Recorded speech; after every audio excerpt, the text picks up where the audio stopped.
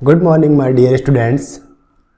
चलिए स्टार्ट करते हैं चैप्टर नंबर 13 हाइड्रोकार्बन। आज हाइड्रोकार्बन्स के अंदर हम इसका जो पार्ट स्टडी करने वाले हैं वो है एल्काइन।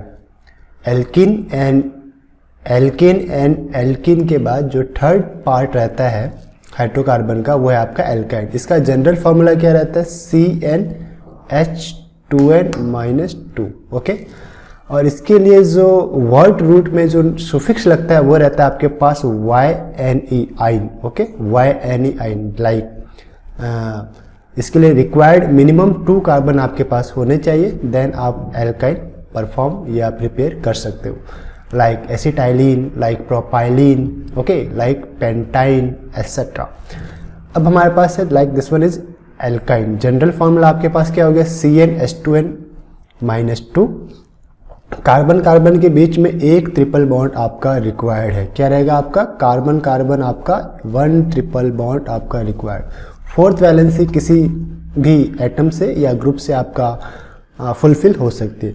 एक और इसका ही होमोलोगस सीरीज रहता है लाइक डाइइन्स और एल्का डाइइन्स। मीन्स अगर आपके एक मॉलिक्यूल के अंदर अल्टरनेटिवली 2 डबल बॉन्ड्स अगर प्रेजेंट है like carbon bond carbon bond carbon bond carbon, एक double bond single double bond, that condition, इस टाइप के मॉलिक्यूल को हम कहते हैं एल्का डाइइन्स। और इनका जनरल फॉर्मूला भी आपके पास रहता है CnH2n-2, यानी कि CnH2n-2 एल्काइन का भी जनरल फॉर्मूला है और एल्का डाइइन का भी जनरल फॉर्मूला है, जिसमें 2 अल्टरनेट डबल बॉन्ड आपके मॉलिक्यूल में प्रेजेंट है, 2 अल्टरनेट डबल बॉन्ड। अब आपके पास रहता है टाइप्स ऑफ एल्का डाइइन। तो कितने टाइप के हो सकते हैं? 3 टाइप से, cumulative diene, isolated diene and conjugated diene. इसमें से जो मेन इंपॉर्टेंट आपका रहता है वो रहता है कॉन्जुगेटेड डाइइन, जो कि अल्टरनेट डाइइन रहता है। The diene in which double bond are present in alternate manner are called conjugated diene. और ये मोर स्टेबल भी रहते हैं, लाइक आपके पास 4 कार्बन है, 1 2 3 एंड 4, तो 1 और 3 के ऊपर डाइइन है तो 1,3 ब्यूटा डाइइन। ओके, और ये मोर स्टेबल आपके रहते हैं ड्यू टू रेजोनेंस। हम इसको आगे पढ़ेंगे। जो इसका फर्स्ट टाइप था वो था आपका टाइप्स ऑफ एल्का डाइइन में क्यूमुलेटिव डाइइन्स। इसे हम स्टडी करते हैं cumulative diene. In this diene the double bonds are present on adjacent carbon atom. Means double bond, ये 1 नंबर पे डबल बॉन्ड है तो दूसरा जस्ट इसके एडजेसेंट कार्बन 2 नंबर पे भी राइट साइड में आपका डबल बॉन्ड देखने को मिल रहा है। ओके, यानी मिडल वाले कार्बन के लेफ्ट और राइट दोनों साइड आपके पास डबल बॉन्ड है, तो इसे हम कहते हैं क्यूमुलेटिव डाइइन्स, या फिर इसका जो अदर नेम है उसे हम कहते हैं एलिन्स भी कहते हैं। कई बार क्या कहते हैं? हायर क्लासेस के अंदर आपको ये वर्ड सुनने को मिलेगा allenes. Okay, general name 1 2 dash propadiene. Okay, propadiene. इसी टाइप से 1 2 3 4, तो 1 2 hyphen butadiene. Okay, this one. फिर आपके पास है आइसोलेटेड डाइइन। आइसोलेटेड डाइइन में क्या हुआ? एक डबल बॉन्ड और दूसरे डबल बॉन्ड के बीच में मोर देन 2 सिंगल बॉन्ड आपके प्रेजेंट हो सकते हैं, 2 या more than 2 single bond present हो सकते हैं। In this dienes the double bond are separated by 2 और more carbon carbon bond, like this one. ये first double bond and second double bond, ये 3 नंबर 4 नंबर, तो 1 number carbon and 4 number carbon के बीच में 2 सिंगल बॉन्ड आपके present है, इसलिए हम इसे कहते हैं आइसोलेटेड डबल बॉन्ड, जिनके बीच में रेजोनेंस नहीं हो सकता है, इलेक्ट्रॉन डिस्ट्रीब्यूशन नहीं हो सकते। तो सबसे इंपॉर्टेंट आपका रहता है कॉन्जुगेटेड डाइइन। देख लेते हैं stability of alkadiene, this one, stability of alkadiene. तो यहाँ पे लिखा हुआ सिंपल सा कि conjugated diene are more stable than non conjugated diene. ऐसा क्यों होता है? ऐसा होता है आपका डीलोकलाइजेशन ऑफ इलेक्ट्रॉन के कारण। The delocalisation of pi electron means अगर कोई डबल बॉन्ड बनता है तो वहाँ पे पाई इलेक्ट्रॉन से पाई ऑर्बिटल की ओवरलैपिंग हो रही है, मीन्स पी ऑर्बिटल की ओवरलैपिंग हो रही है। Delocalization of pi electron gives rise to resonance in the molecule, which as a result shows more stability than corresponding non-conjugated diene. Okay, corresponding non-conjugated diene. For example देखो कैसे होगा? आपके पास एक double bond है 1 2 3 and 4 number, तो 1 और 2 का जो डबल बॉन्ड है वो अपने जस्ट नेबर वाले सिंगल बॉन्ड के ऊपर अगर ट्रांसफर हुआ तो होगा क्या कि 1 नंबर पे पॉजिटिव चार्ज आएगा, क्योंकि उसकी फोर्थ वैलेंसी तो आपकी रिमेनिंग रह रही है। तो 1 नंबर की जो फोर्थ वैलेंसी अगर रिमेनिंग है तो इसके ऊपर हमने अटैच कर दिया पॉजिटिव चार्ज। और 3 और 4 नंबर से जो डबल बॉन्ड है वो माइग्रेट हुआ 4 नंबर के कार्बन पे। ओके, तो यहाँ देखो 4 नंबर के कार्बन पे इलेक्ट्रॉन पेयर्स आए। क्या हुआ बेटा? Electron pairs, pi electron 4 number पे आए, तो हम इसे रिप्रेजेंट करें माइनस चार्ज से।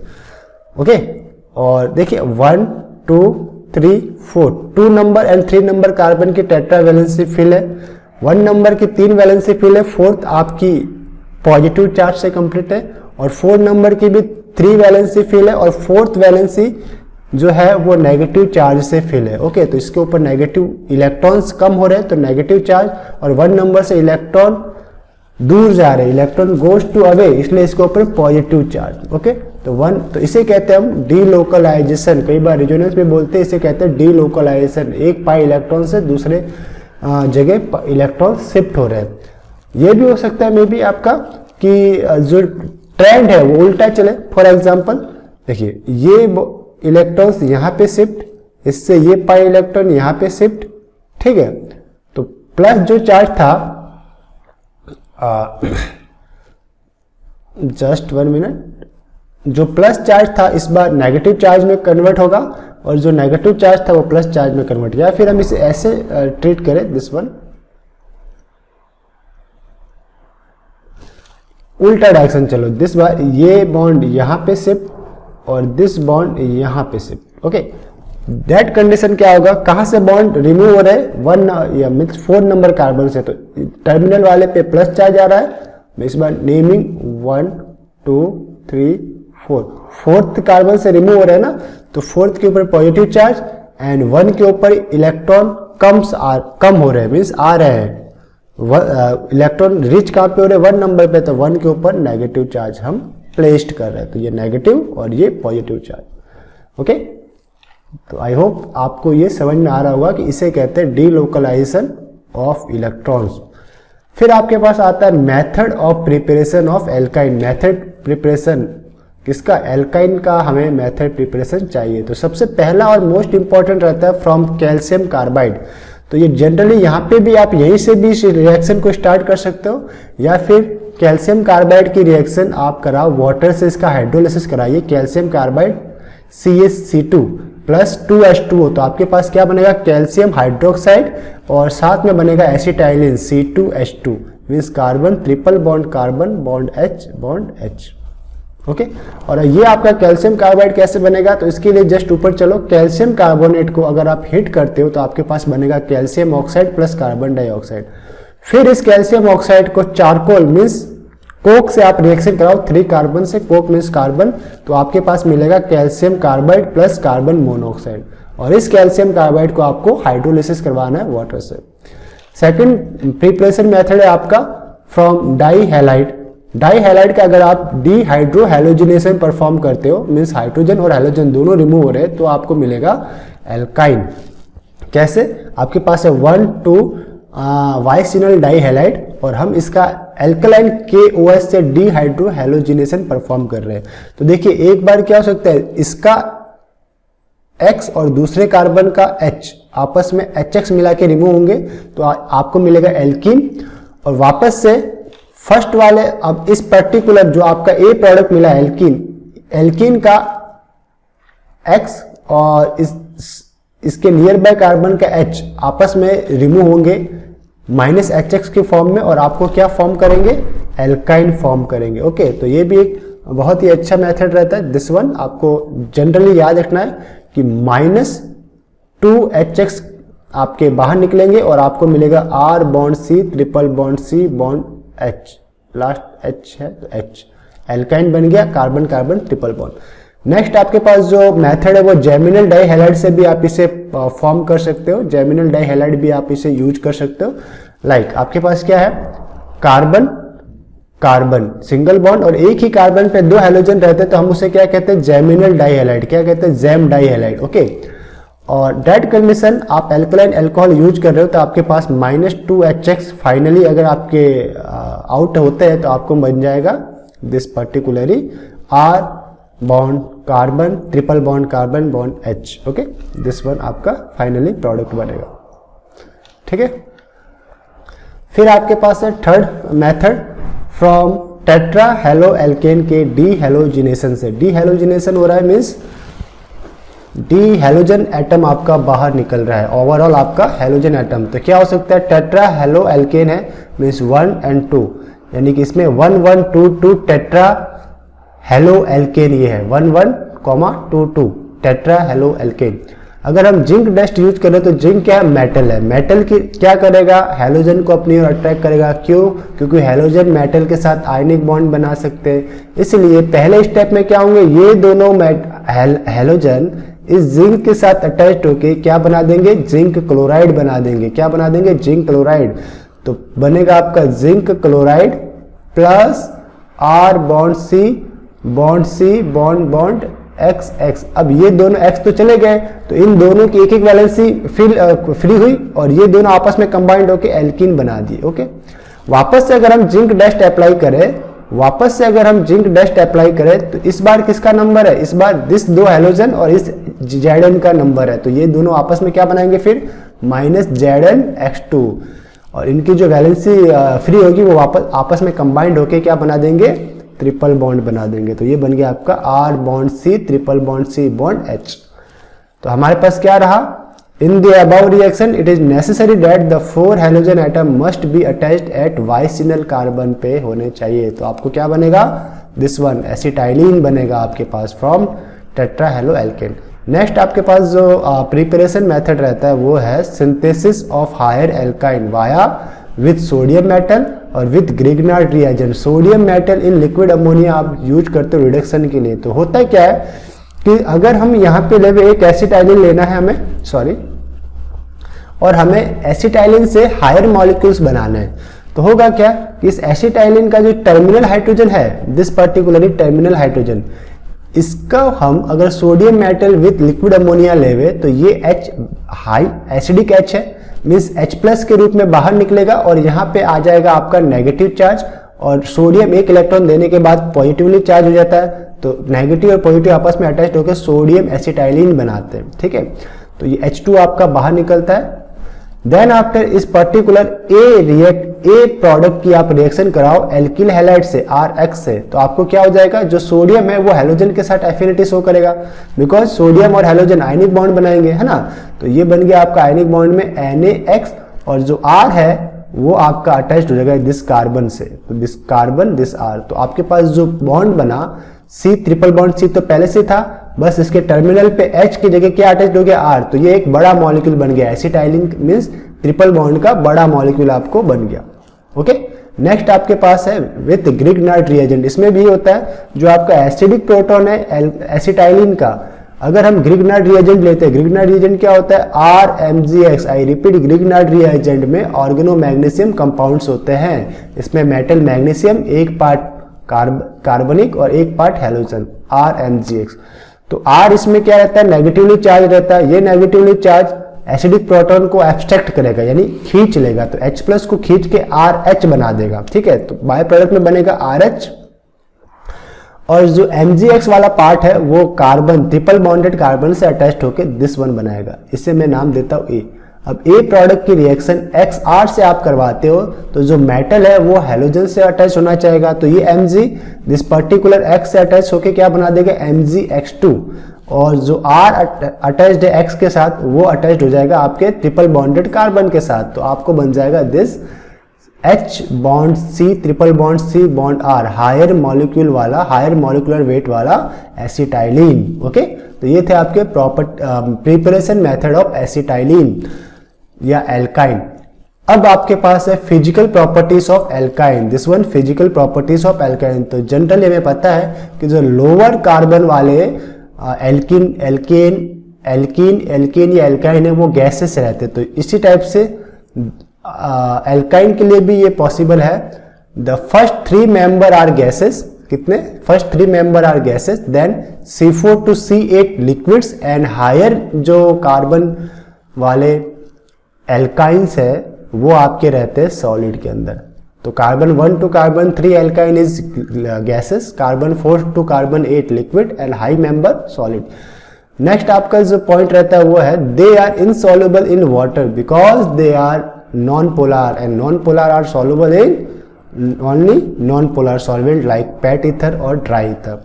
Their melting point or boiling point and density increases with increase in molar mass, increases in molar mass। molar mass अगर इनका इंक्रीज होता है तो melting, boiling and density भी इंक्रीज होती है।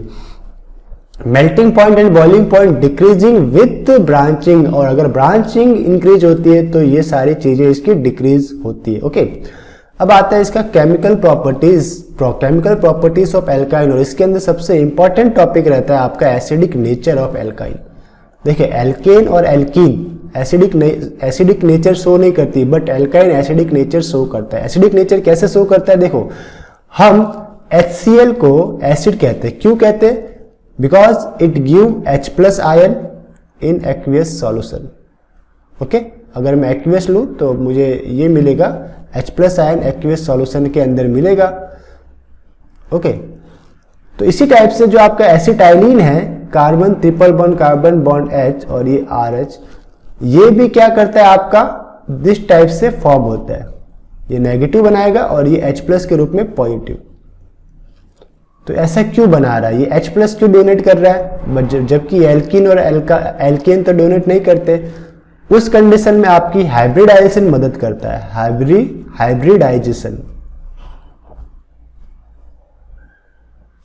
हाइब्रिडाइजेशन क्या कहता है कि एल्काइन का जो कार्बन है वो कौन सा हाइब्रिडाइज है, sp हाइब्रिडाइज है, मींस s का एक ऑर्बिटल यहाँ पे यूज हो रहा है, मींस 50% s कैरेक्टर है प्लस 50% p कैरेक्टर, और जब भी s कैरेक्टर इंक्रीज होता है तो आपके acidity of the compound increase होती है, कार्बन की एसिडिटी इंक्रीज होती है। अगर मैं sp2 की बात करूं तो इसमें s कितना है, s 1 है जबकि p 2 है, तो मीन्स ऐसे कंपाउंड में s कैरेक्टर कितना होगा, 33% s कैरेक्टर होगा और 66% आपका p कैरेक्टर, s 33% p आपका 66। और sp3 की बात करूं तो 1 ऑर्बिटल s का है और p के कितने 3, तो टोटल 4। तो इस कंडीशन में sp3 में 25% s का है और p के आपके पास है 75%। तो डेट कंडीशन अगर आप ट्रेंड चेक करोगे तो sp3 में 25% s कैरेक्टर, sp2 में 33% और sp के अंदर 50% s कैरेक्टर आपके पास देखने को मिलते हैं। ओके तो जिसमें जितने ज्यादा s कैरेक्टर होंगे वो उतना ही ज्यादा एसिडिक नेचर आपका शो करेगा। तो डेट कंडीशन आपके पास क्या है देख लीजिए, particularly alkyne are acidic as compare to alkenes and alkane. क्यों होता है ऐसा, this is because the H atom in alkyne are attached to sp hybridized carbon atom where they are attached to sp2 hybridized carbon in ethane and sp3 hybridized carbon in ethane। Ethyne में sp2 से और ethane के अंदर sp3 से वो attached रहता है। अब यहाँ पे मेन पॉइंट आता है कि due to maximum percent of s character in ethyne the sp hybridized orbital of carbon atom in ethine have highest electronegativity। अगर इसकी highest electronegativity है due to maximum s character, तो ये क्या करता है, इस बॉन्ड इलेक्ट्रॉन को अपनी ओर पुल करके रखता है, खींच के रखता है। बॉन्ड इलेक्ट्रॉन को अपनी ओर खींच के रखेगा तो कार्बन के ऊपर पार्शियली नेगेटिव और इस हाइड्रोजन के ऊपर पार्शियली पॉजिटिव चार्ज ऑब्टेन होगा, और due to this partially positive and negative charge ये एसिडिटी शो करता है। Thus in ethyne hydrogen atom can be liberated as proton easily and hence ethyne are acidic in nature due to high S character. Okay high S character, the electronegativity of the carbon in acetylene is greater compare to ethane और ethene. Okay तो ये था पहला इसका most important chemical properties की acetylene या alkyne जो है वो एसिडिक इन नेचर होते हैं। दूसरा जो इसका प्रॉपर्टीज, हम इस प्रॉपर्टी को इस टाइप से भी शो कर सकते हैं। अगर मैं एसिटाइलिन के अंदर मेटल ऐड करता हूं तो हमें पता है एसिड में जब भी आप मेटल डालोगे तो आपको हाइड्रोजन गैस मिलेगी। इसमें भी ये होता है, लाइक अगर हम HCl के अंदर मैं सोडियम मेटल प्लेस करता हूं तो हमें क्या मिलेगा, हमको sodium chloride plus H2 gas, है ना। तो इसमें भी यही मिलेगा, ये एसिडिक नेचर है इस हाइड्रोजन का, इसलिए सोडियम डालोगे तो सोडियम एसिटाइलिन, दिस प्लस और this negative and half of H2 gas, ये बैलेंस्ड केमिकल इक्वेशन है इसलिए हाफ ऑफ H2। इसी टाइप से अगर आप एक साइड CH3 रखो और दूसरी साइड H ही रखो, डेट कंडीशन भी अगर आप कोई बेस यूज में लेते हो like NaNH2, this one is the sodium amine sodium amine है, इसका नाम क्या है, सोडियम एमीन, सोडामाइड, इसका नाम रहता है सोडामाइन, सोडियम एमीन। ओके, तो ये क्या करेगा, आपके इस हाइड्रोजन को एब्स्ट्रैक्ट करेगा और इस कार्बन के ऊपर नेगेटिव चार्ज जनरेट करेगा। तो आपको मिल जाएगा दिस वन इज, इसका रहता है Na प्लस और NH2 नेगेटिव, ये नेगेटिव चार्ज इस हाइड्रोजन को एब्स्ट्रैक्ट करेगा। ओके, तो इस कार्बन के ऊपर नेगेटिव चार्ज आएगा। ओके, और ये negative charge and sodium plus आपस में कंबाइंड होकर दिस मॉलिक्यूल प्रिपेयर करेंगे, this one CH3 bond C, triple bond C and Na। तो हमें देखें कि अगर एसिडिक कैरेक्टर जो है वो एसिटाइलिन के ऊपर या एल्काइन के ऊपर अगर मिथाइल ग्रुप अटैच्ड होंगे तो एसिडिक कैरेक्टर आपका डिक्रीज होता जाएगा। तो अगर किसकी एसिडिक कैरेक्टर ज्यादा होगी, जिस एसिटाइलिन में कोई भी मिथाइल ग्रुप अटैच्ड नहीं है, फॉर एग्जांपल दिस पर्टिकुलरली, इसमें कोई मिथाइल ग्रुप अटैच नहीं, तो सबसे मोर एसिडिक कैरेक्टर। देन एक मिथाइल ग्रुप एल्कीन की तुलना में देखें तो ये एल्कीन, ये एल्काइन, एल्कीन और एल्कीन, तो सबसे मोर एसिडिक कौन है, एल्काइन, फिर एल्कीन और देन एल्कीन। अगर मैं बात करूं सबस्टिट्यूएंट की, तो इसमें कोई सबस्टिट्यूएंट नहीं, तो ये मोर एसिडिक, इसमें एक सबस्टिट्यूएंट है तो ये इंटरमीडिएट, और इसमें दो सबस्टिट्यूएंट है, कोई एसिडिक प्रोटॉन है ही नहीं। कार्बन से मुझे अटैच हाइड्रोजन चाहिए, तो इसमें कार्बन से तो हाइड्रोजन अटैच है ही नहीं, तो ये लेस एसिडिक आपका रहेगा। फिर हमें देखना होता है एडिशन रिएक्शन। पहले हमने क्या देखा, एसिडिक कैरेक्टर ऑफ एसिटाइलिन, अब है हमारे पास एडिशन रिएक्शन। तो एल्काइल जो है इसमें ट्रिपल बॉन्ड होते हैं, तो ये एडिशन शो कर सकता है, हाइड्रोजन ऐड हो सकता है इसके ऊपर, हैलोजन ऐड हो सकता है इसके ऊपर, HX ऐड हो सकता है, HCN ऐड हो सकता है, तो अदर मॉइटिस भी इसके ऊपर ऐड हो सकते हैं। क्यों, क्योंकि ट्रिपल बॉन्ड पहले डबल को अंदर चेंज होगा डबल बॉन्ड में, फिर डबल आपका सिंगल बॉन्ड में चेंज होगा। तो देखते हैं हम लोग CH triple bond CH H2 का अगर आपको एडिशन करना है तो आपको चाहिए कैटालिस्ट। मेटल कैटालिस्ट आप कौन सा लेंगे, प्लेटिनम, पैलेडियम या निकल। तो आपके पास फर्स्ट ऑफ ऑल ये triple bond single double bond में कन्वर्ट होगा। तो एक बार जब ये बना CH डबल बॉन्ड CH, तो इसकी फोर्थ वैलेंसी खाली इसके ऊपर HH प्लेस्ड कर दो, तो क्या बन गया CH2 डबल बॉन्ड CH2। पहले क्या बना, एल्कीन। देन आफ्टर वापस से H2 इसके ऊपर अटैच्ड कराओगे तो this time CH2 bond CH2, वापस से एक एक वैलेंसी खाली, यहाँ पे H अटैच कर दो तो क्या बन जाएगा, एल्केन। आई होप आपको ये समझ में आ रहा होगा, अगर नहीं आए तो आप हमें कमेंट करिए। आई होप आप इसे समझ पा रहे होंगे कि किस टाइप से एल्कीन, एल्काइन से एल्कीन एंड देन एल्कीन आपका प्रिपेयर हो रहा है। नेक्स्ट इसी टाइप से आप हैलोजन एसिड को भी ऐड कर सकते हो, लाइक X2 को अगर आपको ऐड करना है, like Cl2, like Br2 and like I2। इनमें इजीली Cl2 आपका ऐड होता है, I2 आपका हार्डली ऐड होगा। तो अगर आपने RC ट्रिपल बॉन्ड CH लिया है तो ये आपका मार्कोनिकॉफ रूल को फॉलो करेगा, मीन्स सॉरी मार्कोनिकॉफ यहाँ पे यूज नहीं होगा, HX नहीं है, HX के अंडर में मार्कोनिकॉफ यूज होता है, ठीक है। तो जनरली क्या होगा, ये जब ट्रिपल बॉन्ड डबल बॉन्ड में कन्वर्ट होगा तो एक एक वैलेंसी दोनों की आपकी रिलीज होगी, ओपन होगी, दिस X और यहाँ पे भी X, बस यही करना आपको। CH3 CX double bond CHX, second time ये डबल बॉन्ड सिंगल बॉन्ड में कन्वर्ट होगा तो एक एक वैलेंसी ओपन होगी, वहां पे भी XX अटैच्ड कर दो तो दो एक ही कार्बन पे दो आपके X हो जाएंगे, तो ये 1 एंड 2 कार्बन पे 2x आपके पास आ गए, ये बन गया आपका प्रोडक्ट। ओके, नेक्स्ट अगर आप HX यूज एडिशन करवाना चाहते हो, HX का हाइड्रो हैलोजन एसिड का, like HCl, like HBr, dead condition वो क्या होगा, तो वो आपका मार्कोनिकॉफ रूल के अकॉर्डिंग ऐड होगा। फॉलो मार्कोनिकॉफ रूल, और मार्कोनिकॉफ रूल क्या बोलता है कि आपका H एटम कहां पे अटैच होगा, जिस कार्बन पे पहले से ज्यादा H हो, और हैलोजन कहां पे अटैच होगा, जिस कार्बन पे हाइड्रोजन कम हो। ओके, तो रिएक्टिविटी ऑर्डर अगर मैं HX मॉलिक्यूल के देखूं तो hydrogen iodide is more reactive than HBr, is more reactive than HCl, is more reactive than HF। Okay, अब मैं लेता हूं this particularly acetylene, R bond C triple bond C bond H। अब इसमें इसे थोड़ा सा ऑब्जर्व करो, बताओ कि कौन से कार्बन पे हाइड्रोजन कम है। तो मुझे पता चला है कि सर 2 पे कम है, 1 पे ज्यादा है। तो according to Markovnikov rule HX अगर आप ले रहे हो तो HX का H किस कार्बन पे अटैच्ड होगा, जिसके ऊपर हाइड्रोजन ज्यादा है, तो ये अटैच्ड होगा 1 नंबर कार्बन पे। ओके, तो 1 नंबर कार्बन बन जाएगा CH2 के अंदर। तो यहां पे देखो ये CH2 के ऊपर बन गया।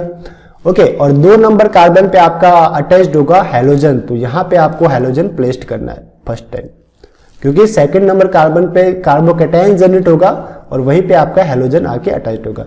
वापस से चूंकि इसके ऊपर डबल बॉन्ड है और एक HX यूज हो सकता है, तो डेड कंडीशन अब इसे देखो कि CH2 यानी कि 1 नंबर एंड 2 नंबर पे अभी भी 1 नंबर पे हाइड्रोजन ज्यादा है, तो नेक्स्ट H भी आपका 1 नंबर पे अटैच होगा। ये जो ग्रीन वाला H है ये भी आपका 1 नंबर कार्बन पे अटैच होगा और टोटल CH3 बनाएंगे।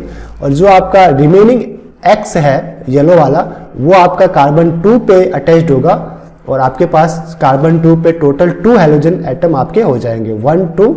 ओके, तो 2 2 डाई हैलाइड आपका बनेगा। इसे कहेंगे जेमिनल डाइहैलाइड, यानी एक ही कार्बन पे 2 हैलोजन है, इसलिए हम इसे कहते हैं जेमिनल डाइहैलाइड। और नियर बाय कार्बन पे 2 हैलोजन होते हैं तो हम कहते हैं उसे वाइसिनल या विसिनल डाइहैलाइड। ओके, फिर आपके पास पेरोक्साइड इफेक्ट। ये जो पेरोक्साइड इफेक्ट है वो रेडिकल के लिए जनरेट होता है। ठीक है, radical generator like benzene peroxide C6H5COOOH। ठीक है, इसे नहीं लेंगे, यस हम इसी को लेंगे हम, C6H5C ट्रिपल बॉन्ड O। ये पेरोक्साइड है आपका फेनिल पेरोक्साइड। ओके,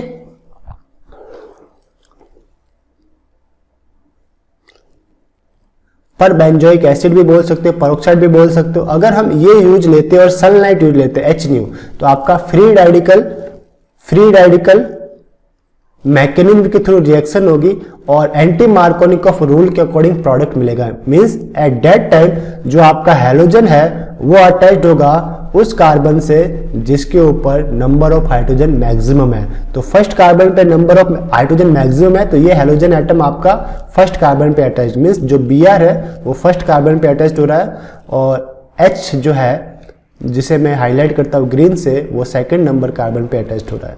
ओके, ये एंटी मार्कोनिकॉफ रूल से बना है, तो इसका नाम है 1-ब्रोमोप्रोपीन। चूंकि प्राइमरी जो प्राइमरी रेडिकल्स होते हैं वो मोर स्टेबल होते हैं compare to secondary radical. Okay, then after वापस से पेरोक्साइड से अगर आप रिएक्शन कराते हो तो जो डबल बॉन्ड है वो सिंगल बॉन्ड में कन्वर्ट होगा और प्राइमरी फर्स्ट नंबर कार्बन पे डेड कंडीशन आपके।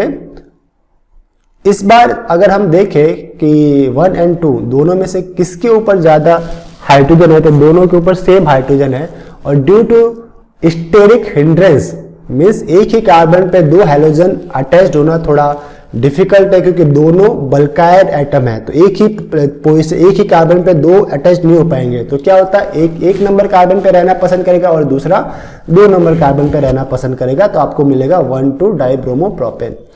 फिर आपके पास है रिएक्शन विथ हाइपोक्लोरस एसिड, ये रहता है HClO, hypochlorous acid. Okay, HClO, या फिर इसका दूसरा नाम लाइक दिस वन भी होता है H2ClO4। ओके, H2ClO4 भी इसे हम कह सकते हैं हाइपोक्लोरस एसिड।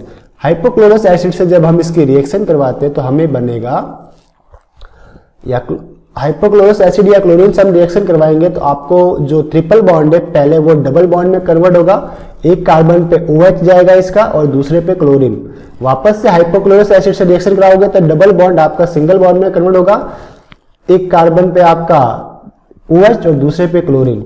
ये अनस्टेबल है क्योंकि एक कार्बन पे 2 OH ग्रुप हो गए, तो ये क्या होंगे, ये क्या होंगे, अपने आप को स्टेबल करने के लिए H2O मॉलिक्यूल को बाहर निकालेंगे। This H and this OH आपस में मिलकर के H2O मॉलिक्यूल बना देंगे। ओके, आपस में मिलकर क्या बना देंगे, this H and this OH H2O molecule बनाएंगे और बाहर निकलेंगे। तो आपको H2O से बाहर, तो एक नंबर जो कार्बन है वो ऑक्सीजन के साथ डबल बॉन्ड में रहेगा, दिस ऑक्सीजन के साथ डबल बॉन्ड में, तो ये बन गया आपका RC double bond O means ये बना रहा आपका कीटोन। ये कौन सा फंक्शनल ग्रुप हो गया आपका, कीटोन फंक्शनल ग्रुप के अंदर कन्वर्ट हो गया। Okay, due to stability unstable molecule stable molecule के अंदर कन्वर्ट होता है। नेक्स्ट आपके पास जो रहता है इसका रिएक्शन वो है एडिशन ऑफ HCN। HCN भी HX की तरह ही है, मार्कोनिकॉफ रूल को फॉलो करेगा। H प्लस रहता है और Cn नेगेटिव में रहता है। तो जस्ट मार्कोनिकॉफ रूल के अकॉर्डिंग जो आपका हाइड्रोजन है वो किसके साथ अटैच्ड होगा, जहां पे पहले से नंबर ऑफ हाइड्रोजन ज्यादा है, मीन्स टर्मिनल कार्बन के ऊपर। तो ये क्या बन जाएगा CH2, और जो Cn ग्रुप है वो मिडिल कार्बन के ऊपर अटैच्ड होगा। तो R bond C bond Cn double bond CH2। Reactant कौन से चाहिए आपके पास, रिएक्टेंट आपको चाहिए होंगे barium cyanide and cuprous chloride CuCl2 Cu2Cl2 cuprous chloride आपको चाहिए होगा। ओके, दिस वन था आपका एडिशन ऑफ HCN। जस्ट आपको करना रहता है Markovnikov rule, R bond C triple bond C H, यहाँ पे लिखो H और यहाँ पे लिखो Cn। ओके, और इनको ऐड कर दो, इस बॉन्ड को ब्रेक करो, ये यहाँ पे और ये यहाँ पे, बस हो गया आपका R bond C bond Cn double bond C H bond H। तो ये CH आपका क्या हो जाएगा CH2, तो R bond C double bond CH2 और यहाँ पे Cn लगा दो। Okay, next addition of water, ये भी आपका मार्कोनिकॉफ रूल को फॉलो करेगा। In presence of mercurinium ion Ag2+ और H+ आयन। ओके, तो डेड कंडीशन अगर आप वाटर यूज कर रहे हो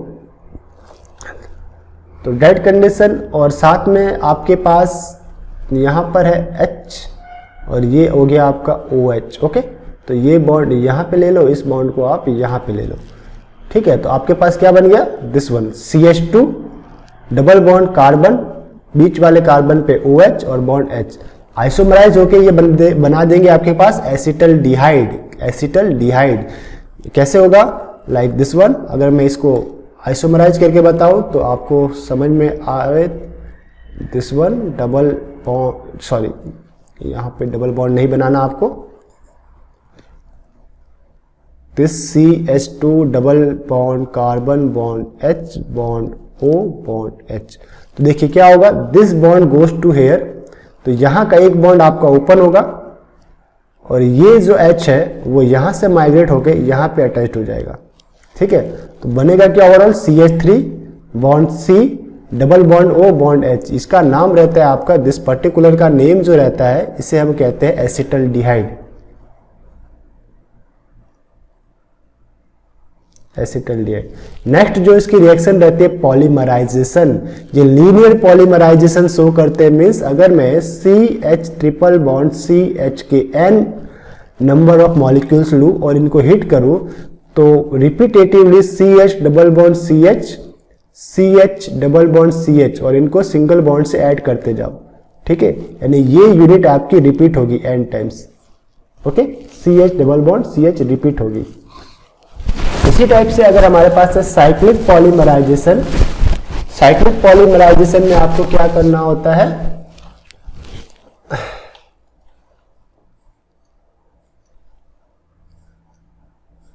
साइक्लिक पॉलीमराइजेशन में हमें शो करना है CH ट्रिपल बॉन्ड CH और CH triple bond CH।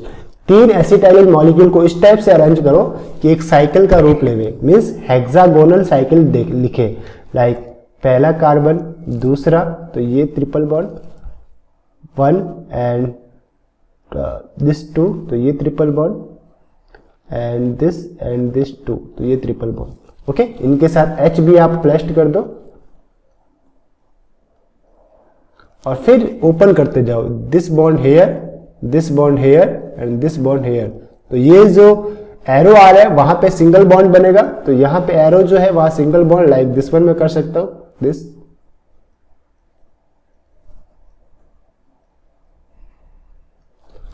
Triple bond जो डबल बॉन्ड में करूँगा, दिस डबल बॉन्ड में है, ये डबल बॉन्ड में और ये डबल बॉन्ड में, और बाकी के H को आप लिख दो। और इसी स्ट्रक्चर को हम लाइन स्ट्रक्चर से भी ड्रॉ कर सकते हैं, लाइक दिस वन। तो ये क्या बन गया आपका, बेंजीन बन गया, बहुत इंपॉर्टेंट मॉलिक्यूल बन गया आपका बेंजीन। और अब हम जो प्रॉपर्टीज पढ़ने वाले हैं वो एरोमेटिक हाइड्रोकार्बन। बेंजीन कैसा है आपका, एरोमेटिक। इसकी कुछ कंडीशन होती है, अगर कोई मॉलिक्यूल उस कंडीशन को फॉलो करता है तो हम उसे कहते हैं एरोमेटिक हाइड्रोकार्बन। ओके, तो नेक्स्ट जो लेक्चर रहेगा आपका, उसके अंदर हम स्टडी करेंगे एरोमेटिक हाइड्रोकार्बन्स के बारे में। तो इस लेक्चर को हम यहीं पे स्टॉप करते हैं, मिलते हैं नेक्स्ट लेक्चर में, तब तक के लिए हैव अ नाइस डे।